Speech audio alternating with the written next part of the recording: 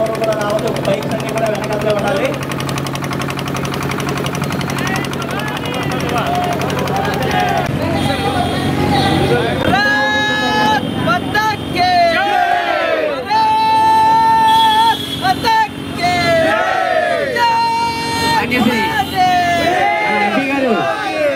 జెండా ఊపి మన ర్యాలీని ప్రారంభిస్తున్నారు. మన యొక్క ర్యాలీని జెండా ఊపి ప్రారంభిస్తున్నారు. అందరూ క్రమశిక్షణగా కార్యక్రమంలో క్రమశిక్షణగా పాల్గొని మన హైందవత్వాన్ని, మన యొక్క సమైక్యతని చాటుకోవడం కోసం మన శివాజీ యొక్క జన్మదిన శుభ సందర్భంలో మన రాజమండ్రి ఎంపీ గారు కోరుతూ వారి యొక్క ఆశీస్సులను అందజేస్తున్నారు. అదేవిధంగా ఇప్పుడు ర్యాలీ విజయవంతం అవడం కోసం వీర భవాని, జై శివాజీ, వీర భవాని, వీర భవాని, వీర భవాని, వీర భవాని, వీర భవాని. మాన్యశ్రీ భరత్రామ్ గారు మాట్లాడతారు.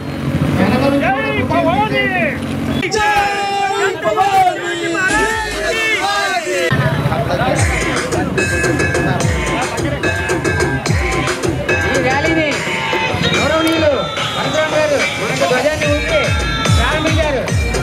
అదేవిధంగా మనకు భారీ హిందూ సంగమంలో మనకు మాట ఇచ్చే విధంగా తిరగకుండా మనకి గలీనాథ్ జంక్షన్లో, నందం వెంద్రాజ్ జంక్షన్లో శివాజీ యొక్క విగ్రహం ఏర్పాటుకి స్థలాన్ని కేటాయించి త్వరగా మన గొర్రెలని పూర్తి చేసి ఇంత త్వరగా మన హైందవ సమాజాన్ని మన కనుల ముందు నిలబెట్టి మన హైందవ సామ్రాజ్యం యొక్క కళలను సాకారం చేస్తూ ఆంధ్ర రాష్ట్రంలోనే మొట్టమొదటిసారిగా క్యాంప్ విగ్రహాన్ని మన హైందవ సమాజం తరఫున ప్రత్యేక ధన్యవాదాలు తెలియజేస్తూ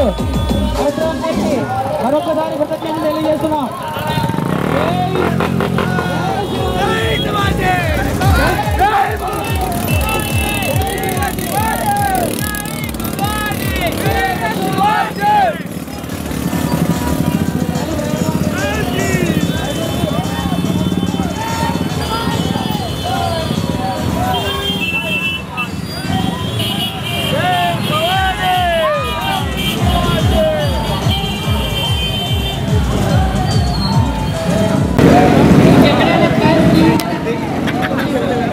జై శ్రీరామ్,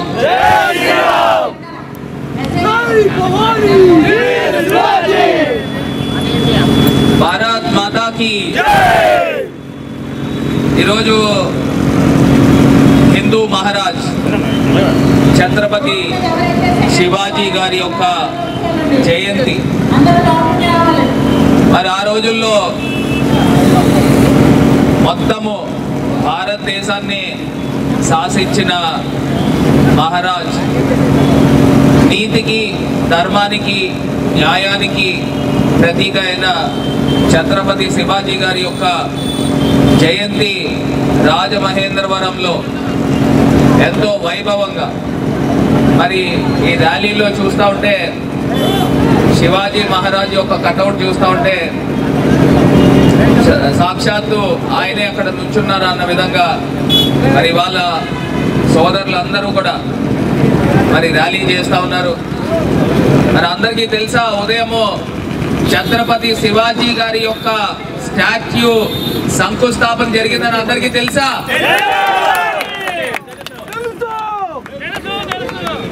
మరి ఛత్రపతి శివాజీ స్టాచ్యూని, ఆ విగ్రహాన్ని మరి కాంతాబాయి పటేల్ వాళ్ళ మిత్ర బృందం అందరూ కూడా ఆ యొక్క స్టాచ్యూని స్పాన్సర్ చేస్తూ ఉన్నారు. హైదరాబాద్ నుంచి బయలుదేరిపోయింది. మరి ఆ స్టాచ్యూ కూడా చూశాను నేను ఫోటోలో. కాంస విగ్రహము కాపర్ కలర్లో ఉంది కదా, కాపర్ కలర్లో ఉంది.